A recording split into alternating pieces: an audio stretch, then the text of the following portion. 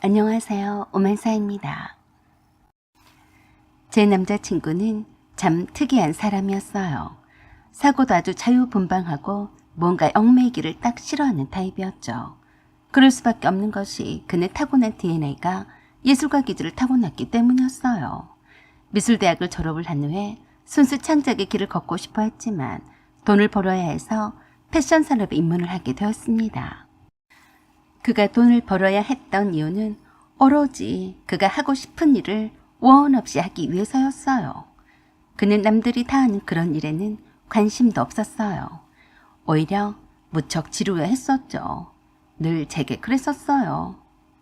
사람들은 어렸을 때부터 주위 환경으로부터 세뇌를 당한 그대로 사는 게 편안함과 안도감을 갖는 것 같아.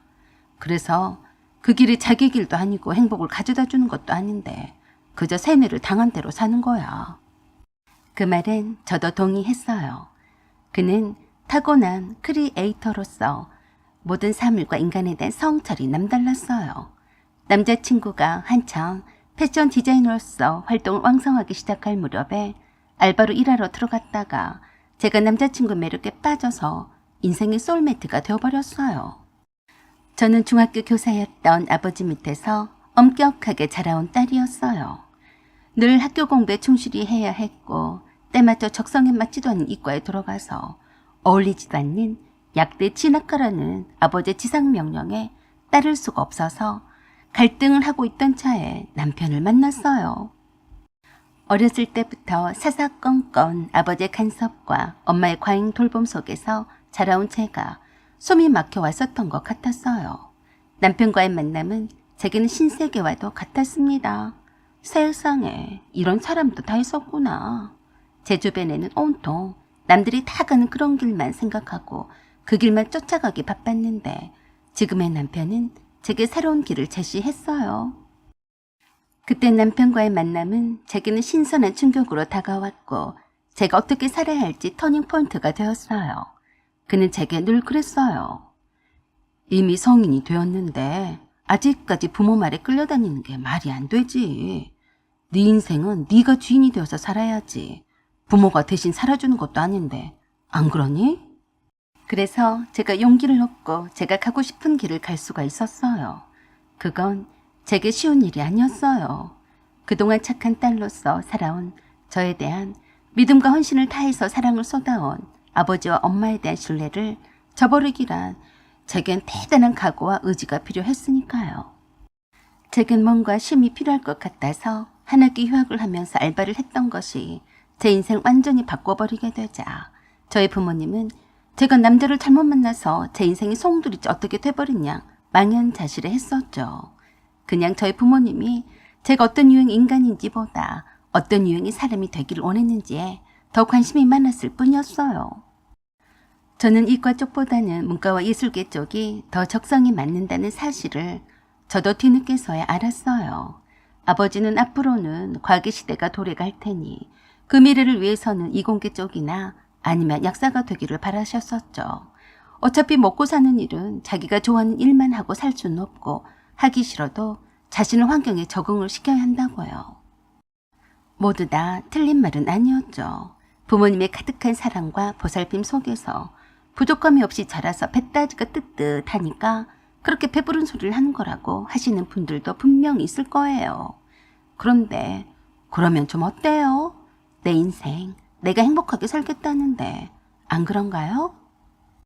남편은 내 능력을 일깨워주고 뭐든지 하고 싶은 대로 하라고 조언을 해주는 사람이었어요. 그러니 제가 좋아하지 않을 수가 있나요? 물론 저희 부모님은 생전에 보도 못한 기생 오라비 같은 모습의 사위를 좋아할 리는 없었어요. 깡마른 몸매에다 머리는 노랗게 물들였고 옷은 거적대기 같은 것을 힙하다며 입고 다녔으니 엄청 실망스러워했어요. 그래도 제가 좋아서 결혼을 하겠다니까 더 이상 말리지는 않았는데 결정적으로 결혼을 반대하는 사건이 생겼어요. 그것은 남편이 결혼식을 하지 않겠다고 선언을 해버렸어요. 그것도 상견례에서요. 장인어른 장모님, 저희는 남들과 똑같이 따라하고 싶지는 않습니다. 결혼식은 하객들이나 준비하는 사람이나 못할 짓이라고 생각합니다. 이 폭탄 발언에 저희 부모님 입을 쩍 벌리고 놀라셨어요. 이미 예상이라도 했다는 듯이 시부모님의 반응은 그저 떨떠름한 표정이었는데요. 어처구니가 없는 표정으로 아버지가 그랬어요. 자네 결혼이 그렇게 우습나? 우리나라는 동방예의지국이야. 왜 그러겠나? 장인어른 죄송합니다. 꼭 결혼식을 하지 않는 것이 예의가 벗어난다고는 생각하지 않습니다. 시대가 변하면 결혼식 문화도 변해야죠. 저희는 남들이 다 하는 것처럼 그런 불합리한 결혼식은 하지 않을 생각입니다. 혼수 예물 교환 같은 것도 생략하고요. 그동안 키워주신 것도 어딘데 그런 쓰잘데없는 데다가 돈 낭비, 시간 낭비를 하고 싶지 않습니다. 그러자 저희 친정아버지가 단호하게 말씀을 하셨어요. 자네가 아무리 그렇다 해도 어른들도 있는데 혼자서 마네마네 하는 것은 건방진 생각이네. 결혼식은 양가 어른들과 일가 친척들께 결혼한다고 인사를 하는 것이나 마찬가지야. 결혼식도 안 하고 살겠다니. 어디 상놈의 집구석이 아니고서야. 그게 말이 되나? 언성이 높아지는 친정아버지를 보자 예비 시아버지가 그러셨어요. 저도 그건 아니들 말이라고 해도 저렇게 고집을 피웁니다. 혼인신고는 하되 결혼식만 올리지 않겠다고 하네요. 모든 것은 제 아들이 다 알아서 하겠답니다. 따님을 보내시면서 서운하시겠지만 그냥 몸만 보내시면 될 것 같습니다. 그러자 저희 엄마가 그러셨어요. 아니죠. 혼인신고는 조금 늦게 해도 되지만 결혼식은 하고 살아야죠. 어디 오다 가다 만난 사람처럼 모양이 좋지 않아요. 저도 반대합니다. 이 결혼을 안 하면 안 했지 이딴 식으로는 내 딸을 결혼 못 시켜요. 그러자 예비 시어머니가 그러셨어요. 그러니까요. 제 생각도 그렇습니다. 제가 그동안 남들 결혼식에 쫓아다니며 냈던 축의금도 얼마인 줄 아세요? 사돈도 그러실 거예요. 아들이 결혼하면서 칙도 안 올리고 부르지 않았다면 뭘 하겠어요? 그래서 저희 친정아버지가 딱 잘라서 말씀을 하셨어요. 내 딸과 결혼할 생각이 있으면 결혼식을 하든지 말든지 하고 자네 뜻대로 할 생각이면 난 이 결혼은 죽어도 반대네. 그리 알고 마음이 바뀌면 연락을 주게나. 여보 갑시다. 더 앉아있을 필요가 없겠구만. 이라고 하시며 저를 끄집고 나오셨어요. 생각보다 부모님의 반대는 엄청 심했어요. 머리도 노랑 물을 들여갖고 누가 보면 양아치가 어디서 굴러먹다 왔나 하겠다. 너는 쟤가 뭐가 좋다고 그러냐? 인물이야 그런다 치고 저런 것은 어디 영화 속에서나 볼 줄 알았지. 내 사위가 될 사람이라고는 상상도 못했다. 그럴 때마다 제가 그랬어요. 그건 엄마랑 아빠가 촌스러워서 그래요. 사람마다 다 각기 다른데 어떻게 똑같이 하고 살아요? 어이구, 네가 지금 뭐에 씌었는지 굿이라도 해야 되는가 보다. 내 팔자야. 그렇게 해서 1년 화성세월을 보냈지만 결코 그 시간이 헛되지만은 않았어요. 오히려 남편과 저와의 사이는 더 단단해졌고 남편의 사업이 대박을 쳐서 남편이 떡하니 건물을 한 채 샀거든요. 물론 많은 은행빚도 지긴 했어도 그만한 능력이 되었으니까 샀던 거죠. 남편이 직접 그림을 그리고 제작한 고급 원단에 직접 디자인한 옷들이 메가 히트를 쳤어요. 직원들도 많이 뽑게 되고 사무실도 더 넓은 곳으로 이전을 해야 했는데 이왕 이전을 하는 김에 더 욕심을 내어서 큰 건물을 매입을 하게 되었어요. 남편과 전 일에 빠져 사느라 결혼을 미루던 말던 도통 관심이 없었는데 건물을 샀다고 부모님께 말씀을 드리자 믿지 않으시더라고요.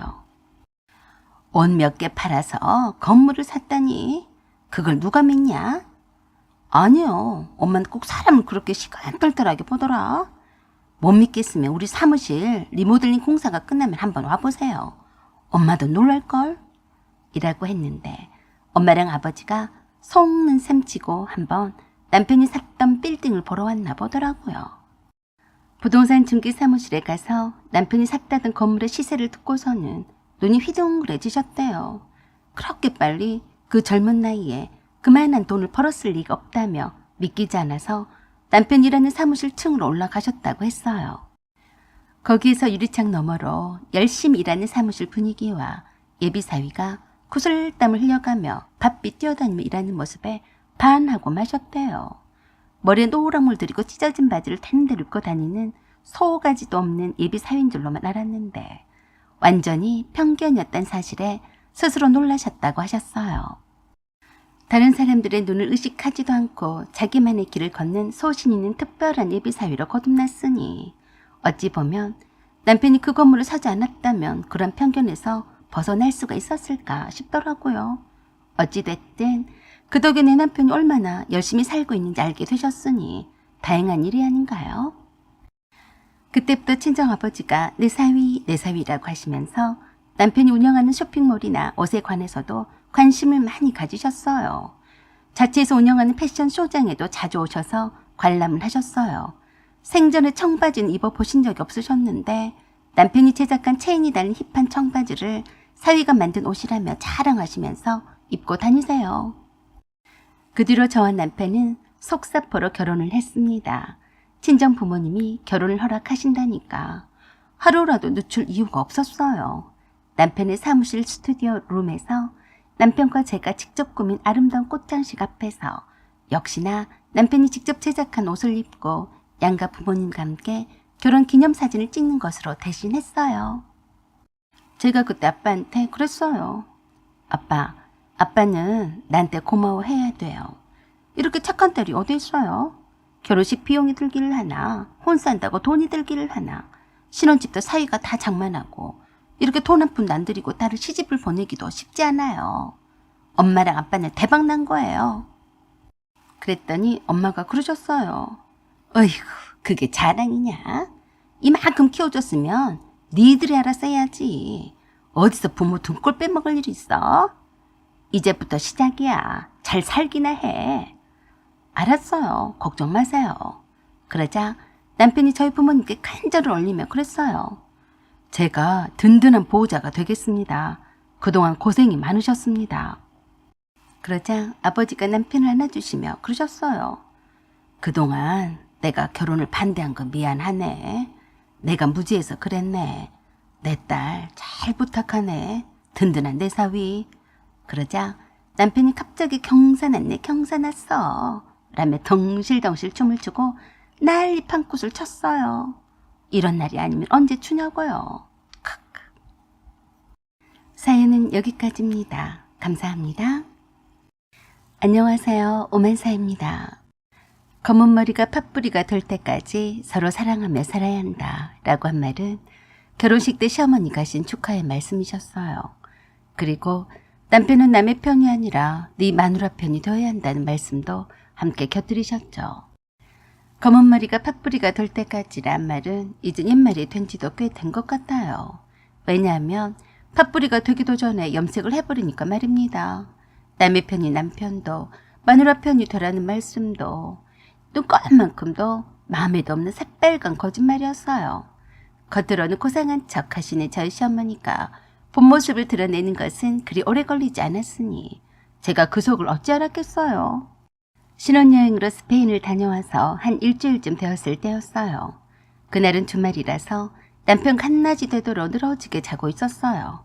주말에는 별일이 없으면 그동안 부족한 잠을 보충하자는 의미에서 오전 내내 서로 깨우지 말고 푹 자자고 남편과 의견 일치를 보았어요. 한낮이라 해도 아직 정오가 되기 전이었고 거실 커튼도 젖히지 않은 상태라서 시간도 가늠기 어려웠어요. 아마도 그 시각이 11시가 다 될 무렵이 아니었을까 싶은데 갑작스럽게 요란스럽게 벨 누른 소리에 깜짝 놀랐어요. 벨만 누른 게 아니라 문까지 두드리고 난리였어요.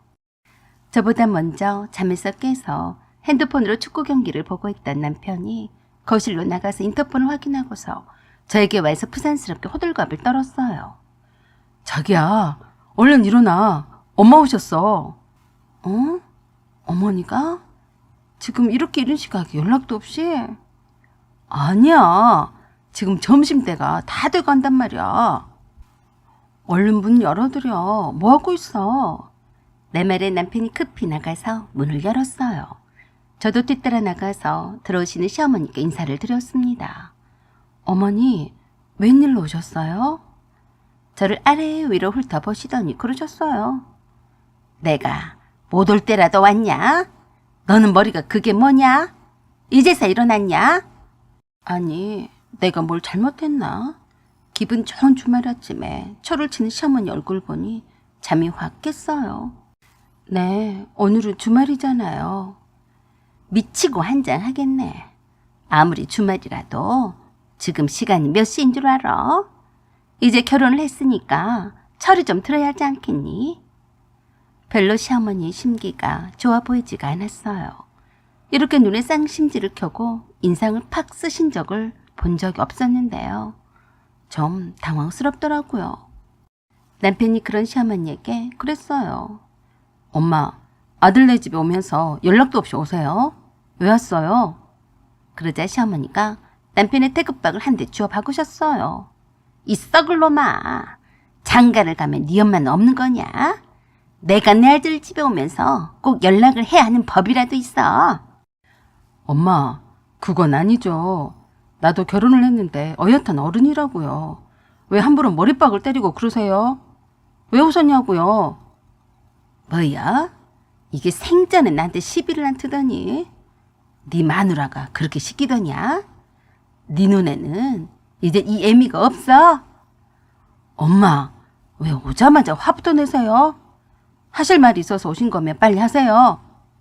그러더니 핸드폰을 들어 보이시며 남편에게 그랬어요. 너 이건 무엇이여? 이거라니 뭐가요? 네가 네 장모한테 보낸 톡을 왜 나한테 보낸 거요? 그 말에 깜짝 놀란 남편이 시어머니가 내민 휴대폰 속의 톡 내용을 보더니 경악을 했습니다. 아니, 내가 왜 엄마한테 보냈지? 그러자 시어머니가 또 한 번 남편의 태극박 알밤을 먹였어요. 정신 차려 이놈아. 나한테 약 올리려고 이거 보냈냐? 이건 무엇이냐? 이제 네 엄마는 네 안중에도 없고 장모만이 있냐? 이건 뭐야? 갑작스런 시어머니 험악해진 말투와 태도에 놀라서 저도 시어머니의 휴대폰에 있는 톡을 보았어요. 앞불싸. 남편이 친정엄마한테 보내려는 톡을 시어머니한테 잘못 보냈더라고요. 그것도 아까 비몽사몽에 잠이 덜 깬 상태에서 엄마한테서 톡이 오자 답장으로 보낸다는 것이 시어머니께 잘못 날렸더라고요.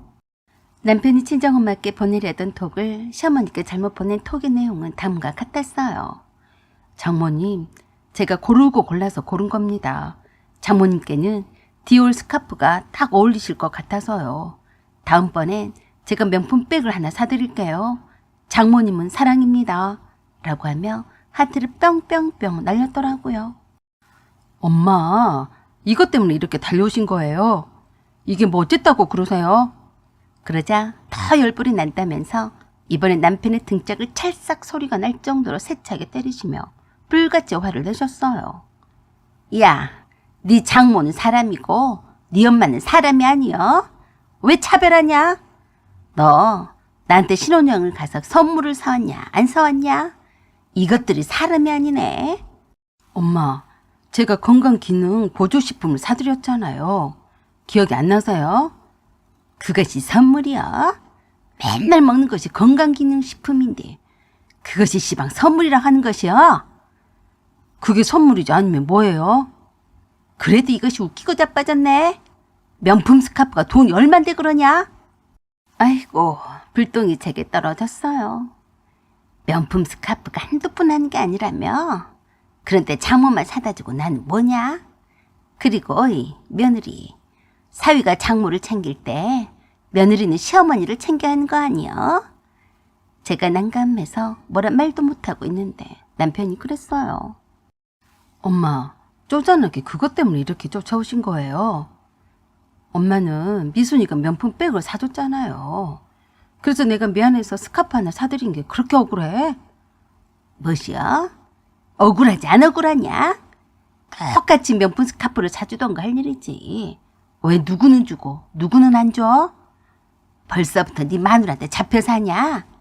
그래서 제가 가만히 있으면 안 될 것 같아서 시어머니께 그랬어요. 어머니, 저희가 생각이 짧았어요. 두 분께 똑같이 해드리는 것이 맞는데요. 어머니도 기분이 많이 나쁘셨겠어요. 마찬가지로 저희 친정엄마도 기분이 많이 나쁘셨을 것 같아요. 그게 뭔 말이냐? 그렇잖아요. 어머니께 혼수 선물로 명품 백을 제가 해드렸는데요. 사위한테서는 명품 백을 받지 못하셨잖아요. 지금 생각을 해보니까 춘식 씨가 참 잘못한 것 같아요. 라고 했을 뿐인데 시어머니가 다짜고짜로 제 머리채를 잡고 흔드셨어요. 네가 지금 내 앞에서 오기를 부리냐? 이런 버르장머리가 없는 것이 있나? 순식간에 제 머리 한 움큼을 잡아서 머리를 뿌리채 뽑으령으로 쥐어뜯었으니 제 몰골이 말이 아니었어요. 내가 지금 열이 받아서 쫓아왔는데 뭐시 어째? 네가 나를 얼마나 우습게 알며 신혼여행 선물을 네 친정엄마 것만 사서 보냈냐? 남편이 놀라서 뜯어말리면서 그랬어요. 엄마한테는 건강식품을 사다 드렸잖아요. 왜 그래요? 이거 놓으세요. 라고 하며 남편이 어찌어찌해서 제게서 시어머니를 떼어냈어요. 그리고 저에게 와서 괜찮냐며 제 머리를 쓰다듬고 얼굴에 생책이라도 난 것이 없나 하고 살펴봤어요. 그것을 지켜보던 시어머니가 마치 마귀 할멈이 환생이라도 한 듯이 또 달려들 기세였어요. 저 여시 같은 것 땜시 네가 혼이 나간 것이요. 그러자 남편이 막아서며 그랬어요. 엄마, 갱년기 우울증이라서 제가 엄마 몸에 좋은 건강식품을 비싼 돈을 주고 사드렸으면 됐잖아요. 엄마가 이렇게 갱년기 핑계를 대고 함부로 하시면 저도 안 참아요. 아셨어요? 뭐야? 네가 안 참으면 어쩔 건데 그러냐? 엄마가 내 결혼식 때 그러셨잖아요. 마누라 편을 들고 살라고요. 얼른 나가요. 내가 모시다 드릴 테니까. 라고 하며 안 가겠다는 것을 거의 반강제로 끌고 나가다시피 했어요. 그리고 한참 만에 돌아온 남편의 손에는 시어머니께 제가 혼수로 사드린 명품 백을 들고 왔어요. 자기야, 머리는 괜찮아? 미안해. 우리 엄마가 저렇게 나올 줄은 몰랐다. 그런데 그건 왜 들고 왔냐? 네가 선물한 명품 백을 다시 가져왔어. 아들은 이젠 없는 셈 치라고 했으니까 다신 연락도 하지 말고 찾아올 생각도 하지 말라고 했어. 그동안 들여왔던 생활비도 끊을 테니까 그리 알고 밖에 나가서 일거리나 찾으라고 했어. 이젠 엄마랑은 끝이야. 어머니가 가만히 계실 뿐이냐? 또 나를 찾아서 분풀이를 타실 텐데. 걱정 마. 또 찾아오면 이사를 가버린다고 했어. 이 명품백은 팔아서 그 돈으로 장모님께 명품백을 선물해 드린다고 하고 왔어. 아들은 이젠 없으니까 돈 필요하다고 연락도 하지 마시라 했다. 그 뒤로도 시어머니가 여러 번 신혼집에 찾아오셔서 이사를 가버렸어요. 제가 다니는 회사로 여러 번 찾아오셨지만 그때마다 제가 냉담하게 했더니 더 이상 오시지는 않게 되었어요. 남편의 돈으로 생활을 하시던 시어머니가 한순간에 알거지 신세가 되시는 거는 금방이었어요. 요즘 세상이 어떤 세상인데 시어머니가 감히 며느리 머리채를 담나요? 사연은 여기까지입니다. 감사합니다. 안녕하세요. 오만사입니다. 저희 친정엄마가 아직은 60대인데 골다공증으로 고생이 심하세요. 벌써 골둘상으로 입원을 하신 지 3번째가 되었어요. 좋아하던 에어로빅이나 등산 같은 것도 못하신 지가 꽤 되었습니다. 처음 골둘상을 당한 것도 에어로빅을 하시다가 몸이 삐끗했는데 몸을 잘 못 움직였어요. 그때부터 골다공증으로 인한 골둘상이기 때문에 더 이상 운동도 쉽사리 할 수 없게 되었어요. 그러다 보니 근육 손실도 만만치 않게 와서 갈수록 다리 힘이 없다 보니 자주 넘어지면서 골둘상을 쉽게 당하게 되는 악순환이 반복이 되곤 했습니다. 이번에도 친정엄마가 골둘상을 당하셔서 입원을 하시게 되었는데 아무것도 못하셨어요. 돌봐줄 사람이라곤 딸인 저 하나밖에 없는데 제가 다 평간호를 해야 했습니다. 사실 핑계 같지만 엄마의 평간호를 위해서 제가 직장도 그만두었어요. 간병인을 사서 엄마 곁에 두는 일도 한계가 있더라고요. 엄마도 불편해했었고요. 저는 저대로 퇴근 후에 엄마의 병원으로 달려가는 일도 피곤했어요. 뼈가 잘 붙지 않아서 먹는 것도 신경을 써야 했고 집으로 돌아와서 통원 치료를 하는 것도 만만치가 않았어요. 그런다고 해서 벌써 이른 나이에 요양병원에 맡길 수도 없는 노릇이었어요. 엄마가 이런 저의 고생을 감안해서 다시 골둘상을 당하지 않으려고 노력은 하셨지만 쉬운 일이 아니었어요. 그래서 작정하고 엄마를 돌봐야겠다는 생각에 직장도 그만두고 엄마를 돌보고 있던 때였어요. 시어머니가 시댁으로 오라고 연락을 하셔서 찾아갔습니다. 어머니는 아직 퇴원은 멀었냐? 네, 뼈가 잘 안 붙네요. 걱정이에요. 아이고, 벌써 3번째가 아니냐? 좀 날만 하면 또 굴절이고 하니? 어떻게 하면 좋으냐? 너도 맨날 네 엄마한테 매달려 살 수도 없지 않니? 지금 너희들 애를 안 가는 것도 네 엄마 때문이 아니냐? 네. 그러자 한숨을 푹 내쉬며 그러셨어요. 지금 사돈집은 어떻게 하고 있냐? 엄마 집 말씀이세요? 그래. 지금 몇 달째 비어있을 것 아니냐? 네, 가끔씩 제가 가서 화분에 물도 주러 가곤 해요. 엄마 물건도 가지러 가니까요. 그러자 제 앞에 딱 앉으시더니 그러셨어요. 그러지 말고 그 집을 그냥 비워두느니 파는 게 어떠냐? 네? 팔다뇨. 저희 엄마는 어디로 가서 살라고요? 너 내가 모른 줄 아냐? 네가 직장도 그만뒀는데 누구 돈으로 네 엄마를 먹여 살리냐? 다 내 아들이 뼈 빠지게 벌어다 준 돈이 아니냐? 내 아들 돈으로 병원 잔치 하는 거나 마찬가지다. 돈 무서운 줄 알아야지. 네 엄마가 살던 집을 팔아서 병원비도 충당하고 좀 좋으냐? 어머니, 병원비 문제라며 걱정 마세요. 아직 아드님이 뼈 빠지게 번 돈으로 병원비는 한 푼도 안 냈으니까요. 그 말씀을 하시려고 불렀어요? 다셨으면 이만 가볼게요. 저 바쁜 사람이에요. 내 말 다 안 끝났다. 뭐가 그렇게 바쁘다고 하냐? 남이 들으면 안 사돈이 죽을 병이라도 걸린 줄 알겠다. 그럼 얼른 말씀을 하세요. 주연이가 짝꿍이 생겼다. 지금 동거 중인데 빨리 식을 올려야겠어. 그래서 말인데 네 엄마가 살던 집을 팔아서 주연이 신혼집을 장만하는 것이 어떠냐? 순간 제가 잘못 들은 줄 알았습니다. 뭐라고요? 누구 집을 팔라고 하셨어요? 왜 놀라고 그래? 안 사돈이 맨날 병원에만 누워있는데 집이 무슨 필요냐? 어머니, 무슨 말씀을 그렇게 하세요?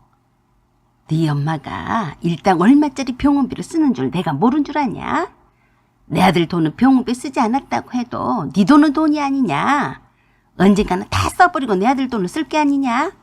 그 정도는 네가 신우한테 해줘야지. 안 그러냐? 아니요, 그렇게는 못합니다. 정 마음에 안 드시면 저랑 아드님이랑 이혼을 시키시던가요. 아들 돈으로 아들 장모 병원 잔치를 할까봐 두려우시면 이혼을 해드릴게요. 대신에 위자료는 두둑히 주셔야 할 거예요. 아셨어요? 라고 했어요. 뭐라 삿대질을 하시며 난리를 치는데 냅두고 나와버렸어요. 그런데도 포기를 못하고 남편을 얼마나 복가되셨는지 남편이 제게 그랬어요. 자기야, 장모님이 계속해서 병원에 계시는데 장모님 집이 놀고 있어서 아깝긴 하잖아. 어차피 장모님이 우리랑 함께 살 팔자인 것 같은데 그럴 바엔 차라리 빨리 팔아서 장모님 병원비라도 보태는 게 어때? 뭐?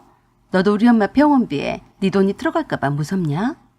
아니, 그래서가 아니라 엄마가 자꾸 주연이 신혼집 장만을 하는데 돈이 없어서 걱정이라고 하시잖아. 지금 주연이가 동거한지가 꽤 되어가는데 그쪽 시집 쪽에서는 주연이랑 결혼을 반대한대. 그래서 아쉬운 대로 신혼집이라도 보태는 신용이라도 해야 한다잖아. 그래서 너도 우리 엄마 집을 판 돈으로 아가씨 신혼집을 장만해주자는 거지? 나도 장모님을 내 부모라 여기고 모시고 살 생각을 하고 있어. 그럼 너도 내 동생이 결혼을 하는데 신경 좀 써야 하는 거 아니냐? 그래?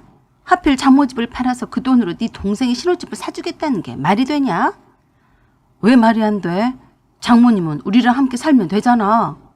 참 말은 쉽네. 그러면 내가 얼씨구나 좋아할 줄 알았어? 지금도 어머니가 네 돈으로 우리 엄마 병원 잔치를 한다고 노래를 부르시더라. 병원비 그거 얼마나 든다고. 그런데 감히 우리 엄마 돈으로 아가씨 신혼집을 사주자고 하냐? 이런 생도둑이 어디 있냐? 하여간 양심도 없네. 그렇게 해서 남편과 투말 안고 헤어졌어요. 더 이상 같이 살 이유가 없더라고요. 똑같이 딱 반으로 나눠서 헤어지자고 했는데 몸만 딸랑 나가라고 해서 얼마나 열불이 났는지 모릅니다. 감정 싸움까지 번져서 이혼 소송까지 하느라 저도 참 피곤했어요. 결국 몇 푼 안 되는 위자료를 받느라 고생께나 했지만 그만한 가치는 있더라고요. 그 후 수년이 흐른 뒤에 간간히 전 남편에 대한 소식을 주변 지인들을 통해 들을 수가 있었어요. 술집에서 만난 러시아 여자와 살다가 그 여자가 임신을 하게 되는 바람에 혼인신고까지 해서 살고 있다고 했어요. 그런데 전 시어머니는 아들 집에 팔도 못 디뎌보고 문전박대를 당한다고 하더라고요. 러시아인 며느리와 역시나 사이가 안 좋은 모양이었어요. 이제는 남이니까 그런가 보다 했는데 언제부터인가 어떤 노인이 자꾸 저희 집 앞에서 서성거리기 시작했어요. 처음에는 몰랐었다가 이웃집 아주머니가 말해줘서 알았어요. 엄마의 골다공증도 식이요법으로 많이 좋아지셔서 한나절 동안 걷기 운동으로 공원으로 산책을 하시느라 집에는 안 계셨어요. 그러다가 어느 날 우연히 엄마가 운동을 갔다가 돌아오셨는데 집 앞에서 노숙자 마냥 덩그러니 앉아있는 노인을 발견하셨어요. 며칠을 씻지를 못했는지 백발의 머리는 떡이 져있고 옷은 지저분하기 이를 데 없이 더럽기만 해서 엄마가 물었대요. 이봐요. 집이 어디예요? 아무리 물어도 멍하니 쳐다보기만 할 뿐 대답이 없어서 파출소에 신고를 하셨어요. 파출소에서는 이미 유명 인사였더라고요. 할머니, 여기로 또 오셨어요. 댁으로 가셔야죠. 모셔다 드릴게요. 라고 큰 소리로 말을 해도 못 알아듣는 눈치였어요. 파출소 경찰관이 그러더랍니다. 이분 이쪽으로 오신 건 이번이 처음이 아니에요. 벌써 몇 달째 이곳에 자주 목격이 되어서 신고를 받고 파출소로 모시고 왔다고 했는데 그때서야 알게 되었어요. 그 백발의 치매 노인이 전 시어머니란 사실을요. 역변한 모습에 알 턱이 있나요. 처음에는 본인의 이름이며 아들과 딸의 이름도 기억을 했다는데 갈수록 치매 진행 속도가 심해지는 것 같다고 했어요. 처음에는 볼일을 보러 나왔다가 왜 나왔는지 영문을 몰라서 오로지 생각이 나는 것이 저와 저희 엄마가 사는 집뿐이더랍니다. 갑자기 백지장처럼 아무것도 생각이 나지 않았으니 오로지 기억에 남는 곳을 찾아올 수밖에 없었다고 했어요. 저희 엄마가 그 모습을 보고 그러셨어요. 참, 그 전사돈이 안 됐더라. 몰골이 말이 아니야. 그런 치매가 있는 노인은 혼자 두면 안 되는데 아들이나 딸이 있으면 뭐하냐. 다 자기 살길 바쁘다고 신경도 안 쓰나 보더라. 이젠 파출소에서 연락을 하면 짜증부터 낸다더라니까. 말년에 그렇게 될 줄 누가 알았겠냐. 그 후로도 한동안 저와 저희 엄마가 살고 있는 집으로 몇 번 더 찾아오다가 그 이후로는 오지 않았어요. 자주 저희 집으로 온다는 말에 요양병원에 입원을 시켰다고 하더라고요. 그 이후로는 보지 못했습니다. 저희 엄마가 항상 건강하게 내 옆에 계셨으면 좋겠습니다. 사연은 여기까지입니다. 감사합니다. 안녕하세요. 오만사입니다. 제게는 가슴으로 낳은 아들이 한 명 있습니다. 남편의 전처 아들이었어요. 아들이 중학교 2학년일 때 남편과 결혼을 했어요. 그때 저는 초혼이었고 남편은 아들이 초등학교 입학을 하려던 무렵에 전처와 이혼을 했었어요. 아들이 사춘기 때 새엄마를 맞이한 거라서 시어머니는 계속해서 직접 아들을 키우고 싶어 하셨어요. 하지만 제가 마다했습니다. 이미 결혼 전부터 남편에게 이혼한 전체 아들이 있다는 사실도 알고 있었고 키울 생각을 하고 있었으니까요. 아들은 불쌍하게도 생모의 얼굴과 추억은 기억하지 못했어요.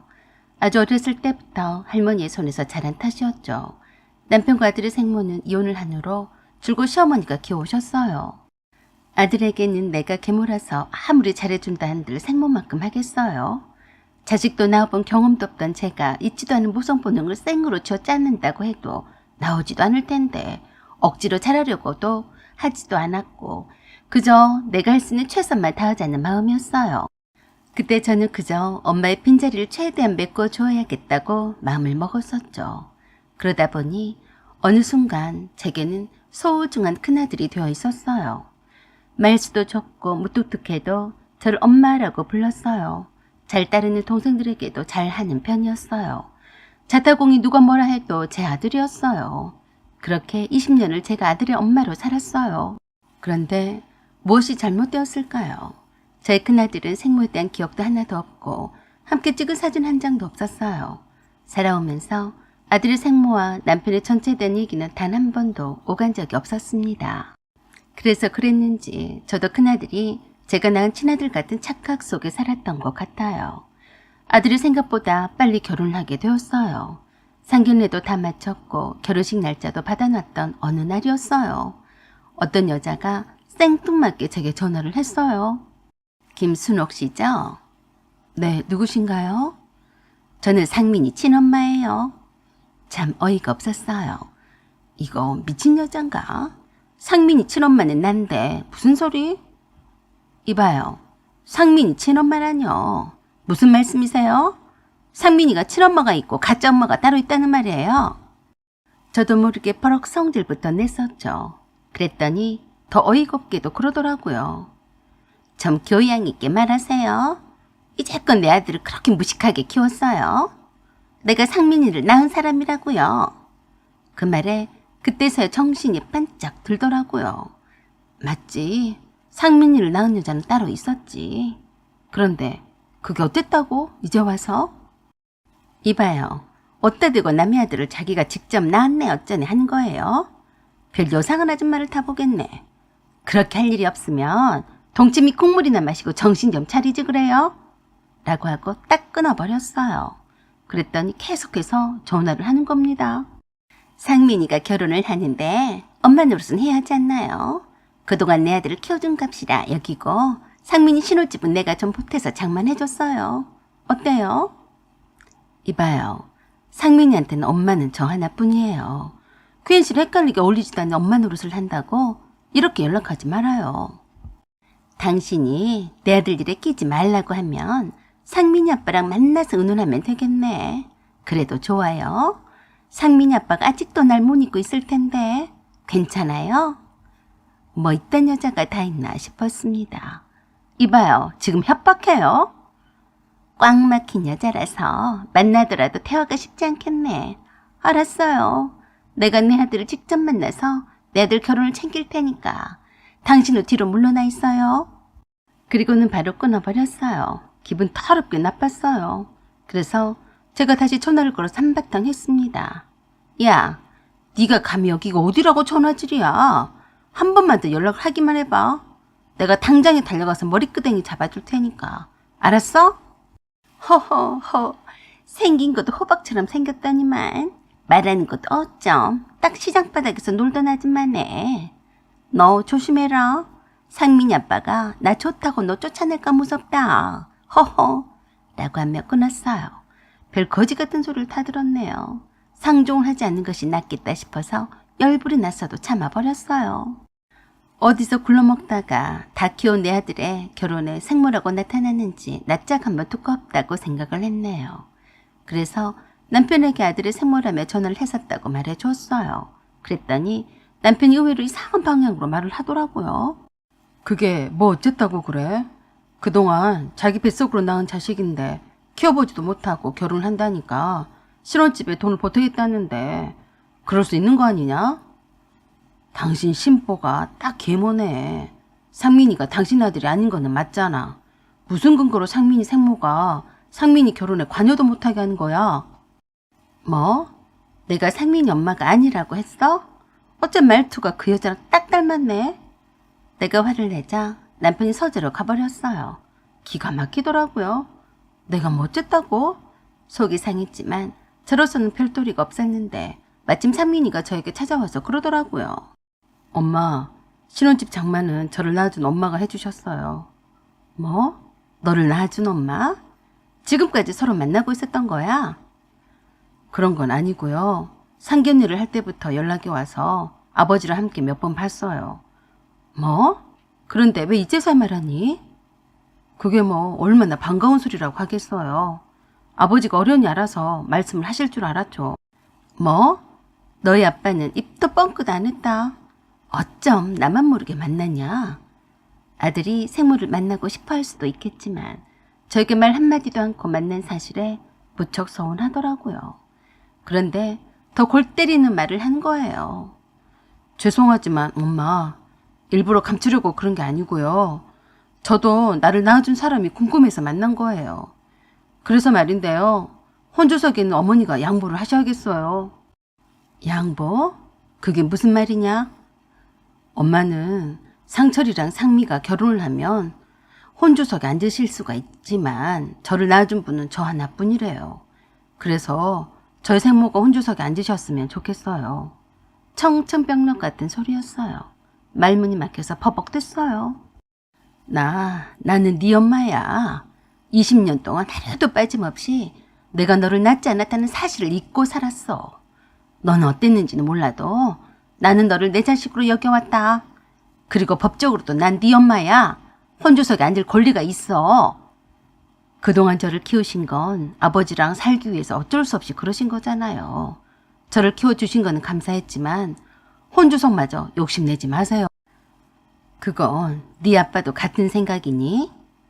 네, 아빠도 허락을 하신 일이니까 그리 알고 계세요. 라고 하며 자기 집으로 돌아갔어요. 새삼 배신감이 들었습니다. 내가 이런 말을 들으려고 20년 동안을 내 뼈를 갈아서 키워왔나 싶더라고요. 좀 어이가 없고 허망했습니다. 저는 아들을 키워준 부모밖에 안 되는 처지더라고요. 참 난감했습니다. 결혼식장에 혼조석에 앉지도 말라면 어쩌란 말인지 기가 막혔어요. 그래도 제가 가만히 앉아서 당할 위인이 아니었어요. 제겐 아군이 한 분 있었으니 그분이 바로 시어머니셨으니까요. 제가 자초지종을 다 까발려서 말씀을 드렸더니 시어머니가 긍대노를 하셨어요. 만드기가 시방 아직도 정신을 못 차렸어요. 내가 둘을 찢어 말려놓은 게 뭔 일 땜시 그런 줄 아냐. 그것이 자기 얼굴만 믿고 한두 놈과 붙어먹은 게 아니었어. 내가 오죽하면 상민이까지 낳았는데 쫓아불었겠냐? 그건 사람이 아니어야. 너는 구경만 하고 있어?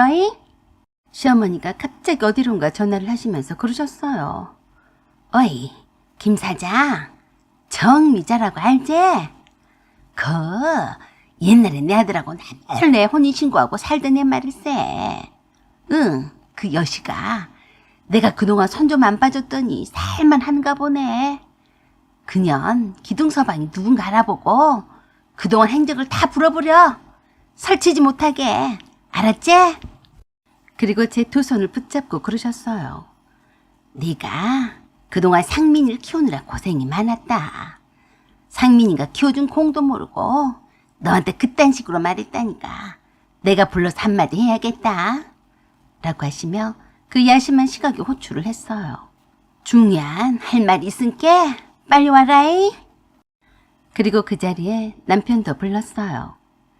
내가 그동안 무덤까지 가서 입 딱 다물려고 작정을 했는데 안 되겠어. 차라리 천하 몸에서 태어났어도 애새끼가 무슨 죄냐 싶고 한 번 내 손주로 여기고 정을 줬는데 이거 운명이다 생각을 했었다. 상민아, 너는 네 아버지 핏줄이 아니여. 뜻밖의 말씀에 다들 놀랐어요. 남편이 그런 시어머니께 그랬어요. 어머니, 갑자기 어떻게 되셨어요? 정신 차려 이놈아. 네가 시방 그 여신 말만 듣고 아직까지 그러면 어떡하냐? 상민이가 어디를 봐서 너를 닮았냐? 내가 혹시나 해서 수도 없이 확인해봤어. 애들은 어릴 땐 혈액형도 바뀐다고 해서 별의별 검사는 다 해봤어. 그러자 상민이가 시어머니께 그랬어요. 할머니, 그게 진짜예요? 제가 아버지 자식이 아닌 게 맞냐고요. 네가 내 품에 왔을 때 내 손자인 줄 알고 그렇게도 이쁘더라. 그런데 내 핏줄이 아니라고 해서 너를 버리면 네 엄씨한테서 배우고 자라서 네가 뭐가 될까 싶어서 내가 입 다문겨. 그것도 모르고 고생고생해서 키워준 네 엄마한테 그러면 쓰겄냐. 그러자 상민이가 얼굴이 하얗게 질렸어요.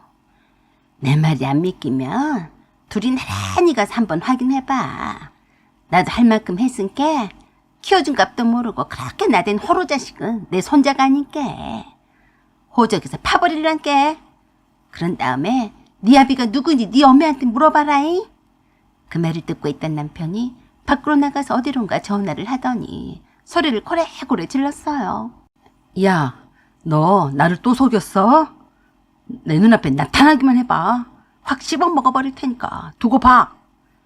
그렇게 상민이를 이뻐해주던 할머니가 상민이에게 냉담한 어조로 호적을 파가란 말에 심하게 충격을 받았는지 고개를 푹 숙인 채 돌아갔어요. 저는 상민이 결혼식에 참석하지 않을 참이었는데 남편도 결혼식에는 참석을 하지 않겠다고 했어요. 시어머니도 그러셨고요. 결국에 상민이는 결혼식을 하기 직전에 상민이가 아비가 누군지도 모르고 생모는 요정집을 운영하는 집의 딸이란 사실이 밝혀지게 되면서 파혼을 당했어요. 그 뒤로 잠수를 타버려서 살아있는지 죽어있는지 몰랐는데 제게 연락이 왔더라고요. 엄마, 저를 키워주셔서 감사했습니다. 이 말을 듣고 싶은 것은 아니었는데 키운 정이 커서 걱정이 많았어요. 너는 내가 가슴으로 낳은 내 아들이다. 어디서든지 그걸 잊지 마라. 사연은 여기까지입니다. 감사합니다. 안녕하세요. 우만사입니다. 얼마 전에 친구 딸의 결혼식이 있다는 연락을 받았습니다. 95년생인 내 아들과 동갑인데요. 뜻밖의 소식이었어요. 결혼 날짜는 진작부터 잡아놓은 상태였지만 그동안 우여곡절이 많아서 미리 연락을 주지 못했다고 했습니다. 그 친구에게는 결혼을 하는 그 딸이 큰딸이었는데 벌써 결혼을 하다니 제 큰딸은 아직도 비혼주의를 내세우며 언제 결혼할지도 모르고 있고 제 아들은 아직도 제 밥벌이를 못해서 결혼은 아직 먼 나라 얘기 같은데 하여간 신선한 충격이었어요. 벌써 제 나이가 애들 결혼을 시킬 나이가 되었구나 싶으니까 말입니다. 무슨 우여곡절이 있었냐고 물었더니 한숨을 푹 내쉬며 그러더라고요. 나도 딸을 가진 부모라도 당당하고 싶었는데 사실 자식 일이라 그런지 그러기가 쉽지만은 않더라. 그래? 무슨 일이 있었는데? 둘이 좋아서 죽고 못 살면 뭐하냐? 하나부터 열까지 시어머니가 된 사람이 내 딸을 마음에 안 들어 하는데. 뭐? 네 딸이 뭐가 부족해서 그런데? 직업이 없기를 하니 못 사는 집안도 아닌데. 그러게. 그래서 나도 결혼을 반대했어. 내 딸을 탐탁치 않게 여기는 집구석에는 시집을 못 보낸다고 했지. 그런데 그게 말처럼 쉽냐? 사위들 사람은 어떤 사람인데 그래? 우리 라인이 예비 신랑맘 놓고 보면 당연히 좋지. 뭐 특별할 것도 없는 보통 직장인이지만 직업도 확실하고 그 정도면 라인이 짝으로는 손색이 없어. 그런데 그쪽 시어머니 된 사람은 뭐 때문에 라인이를 마음에 안 들어 해? 또 한숨을 쉬며 그러더라고요. 라연이가 키도 크고 좀 이쁜 쪽에 들잖니. 그래서 따라다닌 남자들도 좀 있었어. 그걸 가지고 트집을 잡는 거야. 얼굴은 성형을 했느냐부터 남자들 몇 명을 사귀었냐, 처녀는 맞냐. 세상에 하다못해 산부인과 함께 가서 진단을 받아보자고 하는 거야. 혹시라도 임신한 흔적이 있는지 확인하자고 말이야. 친구는 딸의 결혼을 뜯어 말렸지만 예비사위가 적극적으로 나서서 결혼을 성사시켰다고 했어요. 그러기까지 결혼을 한 해 만에 하며 집안이 시끌사끌 했었다고 하더라고요. 저야 뭐라 말을 해줘야 할지 모르겠어서 그냥 가만히 듣기만 했어요. 이미 결혼식 올리겠다고 확정한 마당에 뭐라 혼수를 들겠냐고요. 저 같으면 그런 집안에 제 딸을 보내놓고 하루도 발 뻗고 못 잘 바에야 절대로 결혼을 안 시킬 것 같은데요. 사람 일이란 게 그리 단순한 게 아니니까 복잡하게 흘러가는 것이 아니겠어요. 결혼을 반대를 하니까 방구석에 틀어박혀서 나오지도 않고 회사에 무리하게 휴가까지 써가며 여행을 떠나네 어쩌네 하며 괴로워하더니 덧 애틋해지기만 하더래요. 그 꼴도 못 보겠는데 예비사위가 날이면 날마다 찾아와서 결혼을 하게 되면 최대한 시댁과는 거리를 두고 살겠다며 결혼 허락을 해달라고 조르는데 할 수 없이 두 손 두 발 다 들었다고 하더라고요. 예단 호수 같은 거 싹 다 생략하고 신혼집도 예비사위가 전세대출을 받아서 장만을 할 테니 그냥 몸만 오라고 했다네요. 친구 딸도 마음 정리도 못하고 있는 것도 안타깝고 해서 그래 한번 잘 살아봐라 란 생각으로 결혼을 허락을 했다고 했습니다. 아니나 다를까 상견례에서도 라연이 예비 시모와 대판 싸웠다고 하더라고요. 예비 시모는 여자가 그러더라네요. 내 아들이 혼수도 하지 말라고 했다는데 그걸 곧이곧대로 하진 않겠죠. 샤넬이나 에르메스 정도는 준비하세요. 그러자 그 말에 열불이 난 친구가 그 여자한테 삿대질까지 해가며 그랬대요. 뭐시 어째? 내가 미쳤냐? 이 결혼 안 한다. 라고 하자 예비 사위가 나서서 그랬다네요. 장모님, 제가 장모님께 샤넬백이나 에르메스 가방을 사드려야죠. 아무것도 해오실 필요가 없어요. 그리고 예비 시아버지가 되는 사람이 미안하다며 정중히 사과를 하더랍니다. 죄송합니다. 이 사람 말은 안 들은 걸로 해주세요. 제가 단속을 잘 하겠습니다. 부모가 자식들 앞길을 막으면 되나요? 따님을 그저 몸만 보내시면 됩니다. 거듭 말씀을 드리지만 아무것도 보내지 마세요. 내 아들이 자기 힘으로 결혼식을 올리는데 누가 뭐라 합니까? 라고 하며 예비시모를 거의 강제로 끌고 나갔다고 하더라고요.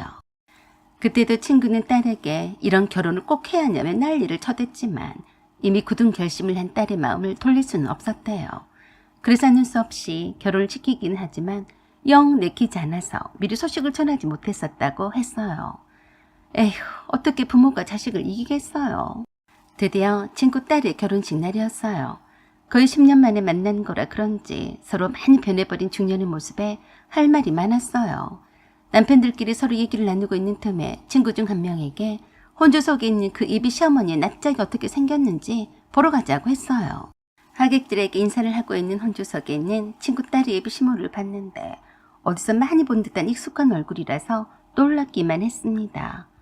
저 여자가 누구였더라? 그 순간 저도 모르게 그 여자에게 다가가서 그랬어요. 문지숙, 너 문지숙이 맞지? 그 여자가 나를 쳐다보더니 뒤로 낮아빠지려고 했어요. 마치 내가 저승사자라도 됐느냐 얼굴이 새파랗게 질린 표정이더라고요. 그때 제가 정신이 어떻게 됐었나 봐요. 갱년기 증상인지 어쩐지 무식하게 어쩜 그렇게 목소리도 크고 앞뒤 분간도 안 했는지 지금 생각을 해보면 참 어이가 없다는 생각을 해봤네요. 네가 남몰래 꼭꼭 숨어있더니 여기서 보게 되냐? 라고 하며 곱게 차려입은 한복의 저고리를 움켜잡고 흔들었어요. 삽시간에 모든 하객들의 집중을 받게 되었는데요. 그런 거 저런 거 제 눈에는 보이지 않았어요. 야, 이 미친 거사. 네가 내 동생을 그렇게 만들어 놓고 잘 살 줄 알았냐? 너 오늘 잘 만났다.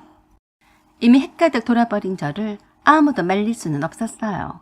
그 여자의 저고리 합섭을 붙잡고 오도 가도 못하게 했어요. 너 내 동생한테서 뺏어간 돈 내놔. 라고 하자 나한테 사정을 하더라고요. 알았으니까 제발 이것 좀 놔요. 돈 줄 테니까 이거 넣으라니까. 그러자 배급박을 크게 때리려는 신용을 하자 움찔하면서 쥐똥만큼만하게 말하더라고요. 까짓 거 그거 얼마나 뜬다고? 2배로 줄 테니까 여기서 이러지 말고 우리 저쪽으로 가서 말해요. 이미 하객들과 그 여자 남편이 친구 딸의 예비 시아버지와 예비 신랑이 쫓아와서 이러면 안 된다고 말리니까 제가 큰 소리로 그랬어요. 이 여자 도둑년에다 유부남만 노린 전문 꽃뱀이에요. 사람이 아니에요. 그 바람에 결혼식장 안이 크게 술렁거렸어요. 그 여자는 내 입을 막으며 그러더라고요. 내가 2배로 준다잖아. 얼른 먹고 떨어져. 라고 하며 저를 오히려 사람이 없는 쪽으로 끌고 가려고 했어요. 그리고는 그 정신이 없는 틈에도 사람을 불러서 자기 휴대폰을 가져다 달라고 하더니 제게 직접 돈을 이체를 해줄 테니 계좌번호를 부르라고 하더라고요. 그래서 불러줬어요. 그랬더니 그 여자가 그러더라고요. 내가 취잡스러워서 돈 2천만 원을 가지고 나를 동네 옷을 타시키다니. 내가 2배를 줬으니까 이제 내 앞에서 꺼져. 내가 미쳤냐? 그냥 가면 너무 싱겁잖아. 라고 하면서 휴대폰을 꺼내서 동영상과 사진 여러 장을 친구에게 보냈어요. 그리고 그 자리에서 죽사발을 내버렸어요. 제가 보낸 동영상을 보게 된 친구가 열이 받아서 일장 측에다 그 동영상을 거기에 왔던 모든 하객들이 볼 수 있도록 웨딩 영상 대신에 틀어달라고 했어요. 내 친구라서 그런지 어쩜 그리도 나랑 손발이 딱딱 맞는지 속이 다 후련하더라고요. 이러시면 안 된다며 뜯어말린 예비 신랑과 그 친구들도 그 동영상을 보더니 기겁을 했습니다. 그 동영상은 아주 오래전에 그 여자가 내 동생은 남편과 함께 있는 것을 일부러 찍어서 보낸 거예요. 사진도 마찬가지였고요. 그것 때문에 제 동생 이혼을 하게 되었어요. 제 동생의 남편이 운영하던 작은 공장에서 격리로 있던 아가씨였는데 2천만 원을 속여서 빼앗아가 놓고 제 동생의 남편 협박해서 돈이 안 나오자 동영상을 제 동생에게 뿌리고 도망친 거였어요. 그때 제가 열이 받을 대로 받아서 눈에 불을 켠 채로 이 여자를 쫓아다녔는데 한 번 잡혀서 혼쭐이 나긴 했어요. 그때도 나한테 붙잡혀서 내가 작사를 내버렸는데 그게 글쎄 나한테도 사기를 치더라고요. 제가 잘못했어요. 지금 돈이 없으니까 돈 만들어서 꼭 갚을게요. 그리고 착하게 살게요. 그 뒤로 잠적해버렸어요. 따끔하게 손을 봐줬기 때문에 더 이상 뒤로 쫓지는 않았는데요. 이 화상은 여기서 만나다니. 친구 딸의 결혼식이고 뭐고 다 필요 없었어요. 거기에 온 모든 하객들이 그 동영상과 사진을 반복해서 보게 되었으니 난리도 그런 난리도 없었으니 참 볼만했습니다. 신부 대기실에 있던 친구 딸도 나와서 이것을 보고 결혼을 안 한다며 뛰쳐나갔습니다. 친구 남편이 하객들에게 그랬어요. 이 결혼은 취소가 되었음을 알려드립니다. 주신 축의금은 그대로 돌려드리겠습니다. 죄송합니다. 예비 신랑의 아버지는 그 여자에게 가서 어퍼커트를 날렸어요. 저 대신에 마저 죽사발을 제대로 내더라고요. 제가 황당해하는 그 예비 신랑의 아버지에게 그랬거든요. 당신 아들도 당신 씨가 맞나 확인해보세요. 아닐걸요. 이 여자에 대해서 더 궁금한 게 있으면 제가 더 보내드릴게요. 그 후로 그 여자는 땡잔 한 푼 없이 쫓겨났다고 들었네요. 아이고 고소해라. 친구 딸도 그런 천한 집구석은 넌덜머리가 난다며 결혼을 하질 않기를 천만다행이라고 했다네요. 제 친구가 저에게 그랬어요. 역시 너는 내 친구야. 네가 나를 살렸다. 사연은 여기까지입니다. 감사합니다. 안녕하세요. 오만사입니다. 저희 92세인 시어머니의 안타까운 사연입니다. 참고로 고령이시기 때문에 조금은 판단력도 흐리신 면도 있을 테고 사고방식도 세대가 다르니까 많이 다르다는 점을 미리 염두에 주셨으면 좋겠어요. 저희 친정아버지가 위암으로 발병을 하신 지 6년이 지나서야 하늘나라로 가셨어요. 처음에는 친정엄마 이외에는 아무에게도 알리지 않으셔서 다들 모르고 지내다가 병원에서 사경을 헤매게 되신 후에야 알게 되었어요. 늘 과묵하시고 가부장적인 성품 탓에 친정아버지를 많이 어려워했지만 늘 건강하실 줄로만 알았던 저와 오빠 입장에서는 망연자실을 했었어요. 오빠 올케가 직장에 다니면서 친정엄마와 함께 병간호를 하느라 고생이 많았습니다. 저는 타 지역에 있어서 주말마다 친정에 내려가서 아버지가 있는 병원으로 달려가기 바빴어요. 그런 생활이 1년이 훌쩍 넘어갔는데 아버지의 병세는 차도는 없고 별 나아질 기미는 보이지 않았어요. 그래도 위암 진단을 받은 6개월 정도만 살 거라더니 이렇게 오랜 시간을 사시는 게 어디냐며 엄마가 그나마 다행이다라고 하셨어요. 매주 금요일 저녁에 시외버스를 타고 친정에 내려가는 일이 반복이 되다 보니 주말에 있는 시댁 행사에는 늘상 빠지게 되었어요. 그걸 아주 못마땅하게 생각을 하신 시어머니는 제게 대놓고 그러셨어요. 네 아버지는 그대로이시냐? 네, 걱정해요. 수술을 해도 소용이 없으니. 걱정 무슨 걱정이냐? 그 나이에 그냥 죽지 얼마나 산다고 수술을 하냐? 그래봤자 병원비만 들고 자식들 고생만 시키는 거다. 그 말씀에 제가 서운해서 그랬어요. 어머니, 무슨 말씀을 그렇게 하세요? 네가 서운해도 어쩔 수 없다. 사돈을 보면 모르냐? 수술을 하면 뭐해? 회복도 못하고 독한 약으로 버티는데. 어머니, 제 앞에서 더 이상 그런 말씀을 하지 마세요. 듣기 싫으니까요. 그냥 속으로만 생각하시던가요. 나도 이런 말이 좋아서 하는 줄 아냐? 나도 86세야. 죽을 날이 멀지 않았다. 발버둥을 치고 살려고 해봤자 그거 다 말짱한 헛것이다. 그냥 병원에다 생돈을 갖다 바치는 꼴이다. 하나만한 짓에 의사들 배만 불리는 꼴이라니까. 보다 못해서 제가 그랬습니다. 어머니, 저희 친정아버지도 자식들 고생을 안 시킨다고 죽을 때 되면 빨리 가겠다고 하셨어요. 그런데 그게 사람 뜻대로 되는 일이에요? 그런다고 그렇게 빨리 죽으라고 고사를 지내면 그게 사람이냐고요. 어머니는 자식들 고생 안 시키고 가시나 두고 보겠어요. 뭐시야? 내가 얼른 죽었으면 좋겠냐? 너 그러다가 천벌을 받는다. 아이고, 제가 나이 드신 분하고 입씨름 해봤자 무슨 소용이겠어요. 당신은 그런 소리는 듣기는 싫고 다른 사람은 그래도 되는 법이라도 있는 겁니까? 그런데도 시어머니는 제가 친정아버지가 빨리 죽지 않는다고 노래를 불렀어요. 그래서 제가 시어머니가 꼴도 보기 싫어서 안 보고 산 지가 꽤 되었어요. 친정아버지가 돌아가신 뒤로도 웬만하면 시어머니를 뵈러 가는 것을 꺼려 했습니다. 그것을 아셨던 시어머니도 저에게 불만이 많으셨어요. 틈만 나면 형님과 식구들 앞에서 제 욕을 엄청 하신다고 들었어요. 하루 이틀의 일이 아니라서 그런 일로 제가 일희일비를 하지를 않았어요. 효자인 자식들 덕에 속에 있는 말을 다 쏟아내야만 직성이 풀렸던 시어머니가 그 맛에 스트레스 다 풀고 사셔서 건강하셨으니까요.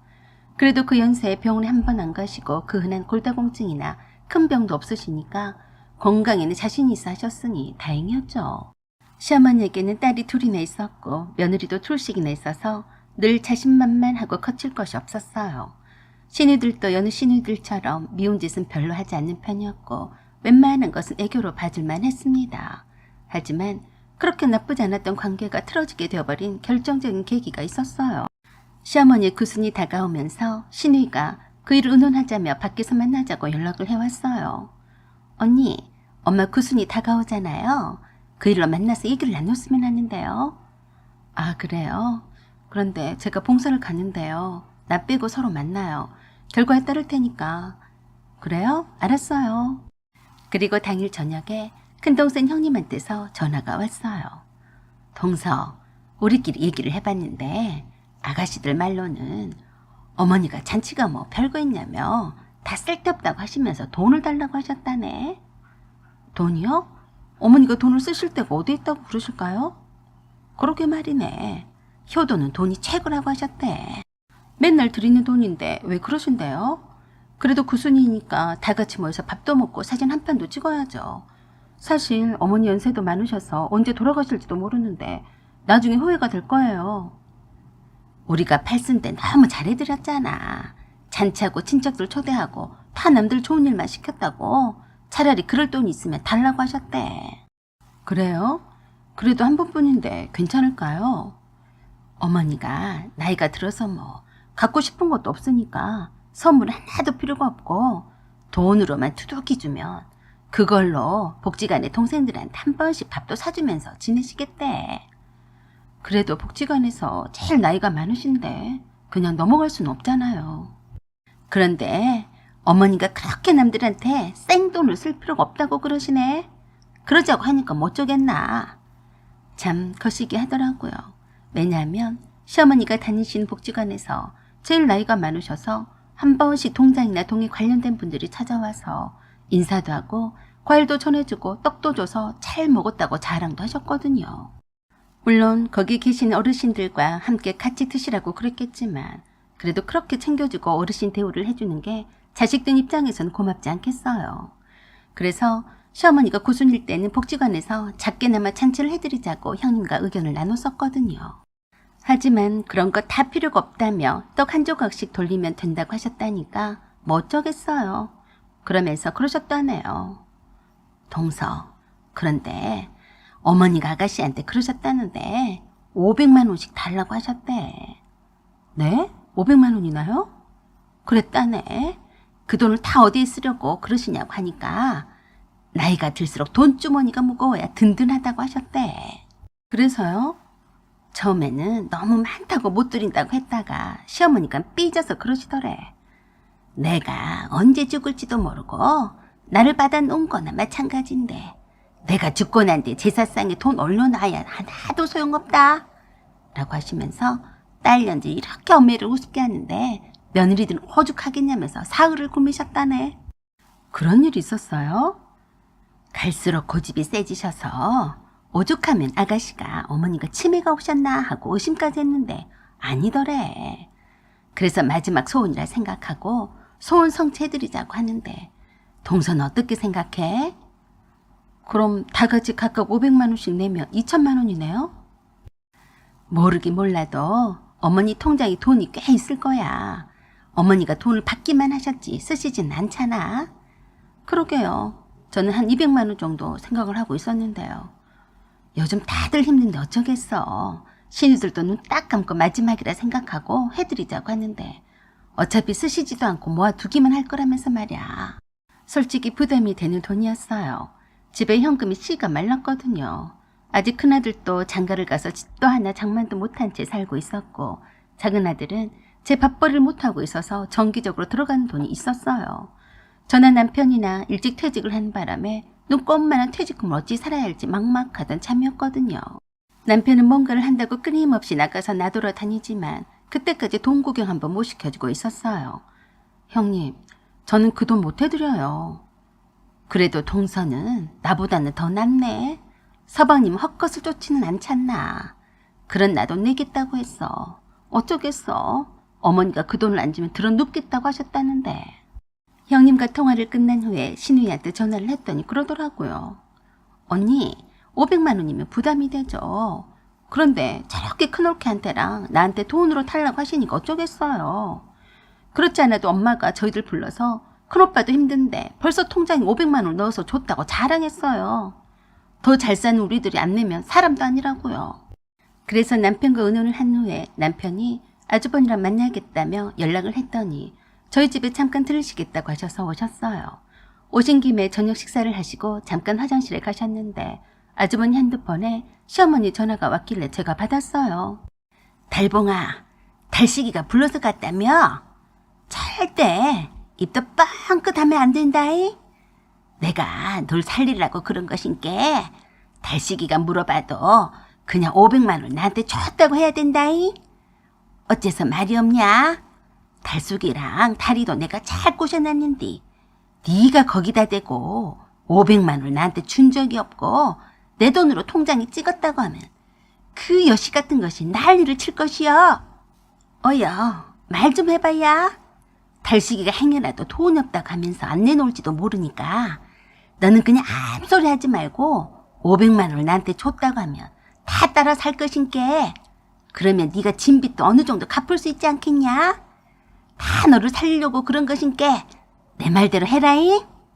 그래서 제가 그랬어요. 어머니, 500만 원씩 뜯어내서 아주버니한테 주려고 그러신 거예요? 어메, 너 누구야? 저요, 봉식이 엄마예요. 뭐시여? 네가 뭔데 내 아들 전화를 받냐? 그게 문제예요? 500만 원 꿈도 꾸지 마세요. 그리고 구순잔치도 꿈도 꾸지 마시고요. 라고 하고 끊어버렸어요. 그리고 통화 내용을 녹음한 것을 신우이들한테 보냈습니다. 화장실에서 나와서 이 광경을 다 보고 있던 아주버니도 일실직고를 했어요. 형님도 모르는 일이고 아주버니만 알고 있었다더라고요.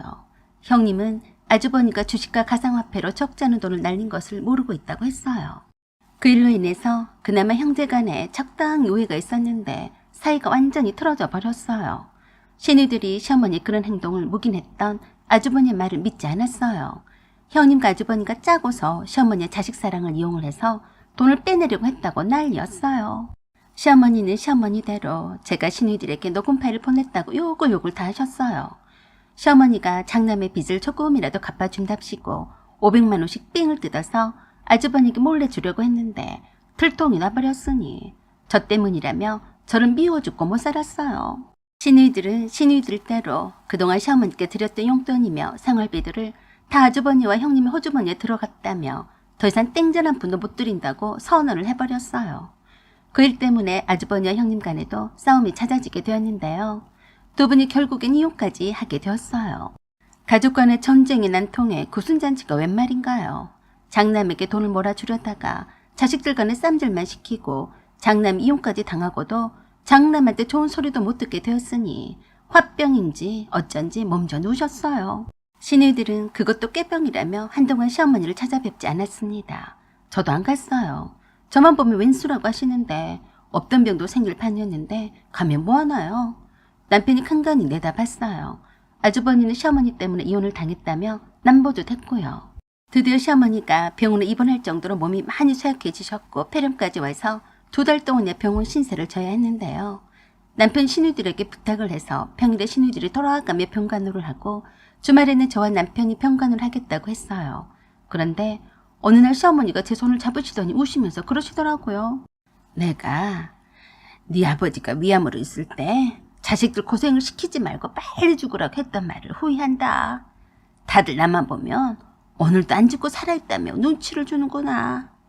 어머니 설마 그러겠어요? 아니다. 내가 다 들었단께. 내가 잠든 줄 알고 간호사한테 달속이랑 다리가 그러더라. 우리 엄마가 감기로 입원을 했는데 왜 갈수록 더 상태가 나빠져요? 노안이라고 보시면 되세요. 폐렴으로 진행되어서 약물을 투여해도 그 부작용을 못 견디시니까 저 상태로 계속 사실 수도 있어요. 뭐요? 그럼 우리는 어떻게 살아요? 좋아지든지 해야 믿고 병간호도 할 게 아니에요. 글쎄요. 환자분보다 가족분들이 더 힘들죠. 지금 태어나면 바로 돌아가실지도 모르니까 태어나면 위험한데 그냥 저 상태로 오래 계시다가 가신 분들도 봤어요. 뭐라고요? 아휴, 가망이 없다면 이젠 사신 만큼 사셨으니까 그냥 가시는 게 더 낫겠네. 라고 하며 노인은 엄마보다 자신들 처지를 더 비관했다네요. 그래서 속으로 시어머니께 그랬어요. 어머니, 누구 속으로 낳은 자식인데 그러세요? 딱 그 어머니의 그 딸이네요. 그래도 불쌍한 시어머니를 보니까 참 안 됐던 생각이 먼저 앞섰네요. 사연은 여기까지입니다. 감사합니다.